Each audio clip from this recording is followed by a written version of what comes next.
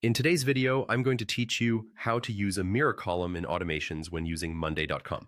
If you've ever wanted to streamline your workflow and make your Monday.com boards work more efficiently for you, then mastering the mirror column feature is an invaluable skill. So let's get started. First, head over to Monday.com. Once you're there, click on the Login option you'll see on the top right of the page. Next, you'll need to select the Google option to sign in with your Google account, making sure you select the correct Google account that's associated with your Monday.com workspace. Once you've successfully logged in, navigate to the board where you want to add a mirror column. This is done by selecting the specific board from your dashboard.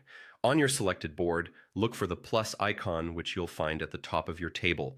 This icon allows you to add new columns to your board. Click it, and from the list of options that appears, choose Connect Boards. This step enables you to pull information from different boards into one, utilizing the mirror column to reflect the most updated data. After selecting Connect Boards, you should click on Select Boards. This action presents you with a list of all the available boards within your Monday.com workspace. Choose the board you want to connect by clicking on it. This board will be the source of the mirrored data, so select carefully to ensure you're pulling the right information. Now, click on the option labeled Create a Two-Way Connection. This is an important step because a two-way connection ensures that changes made in one board reflect in the other, thereby maintaining your data consistency across the platform.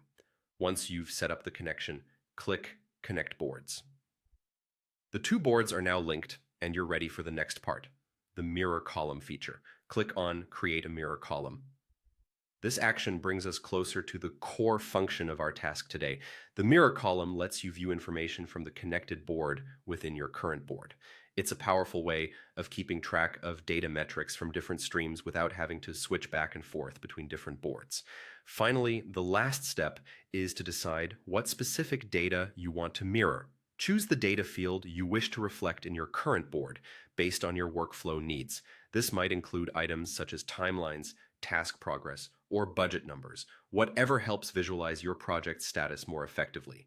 And that's it. You've successfully used the mirror column in automations within Monday.com. With this setup, your organization's workflow should become more seamless, allowing you to focus on what truly matters, achieving your project goals efficiently. Thanks for watching, and happy planning with Monday.com.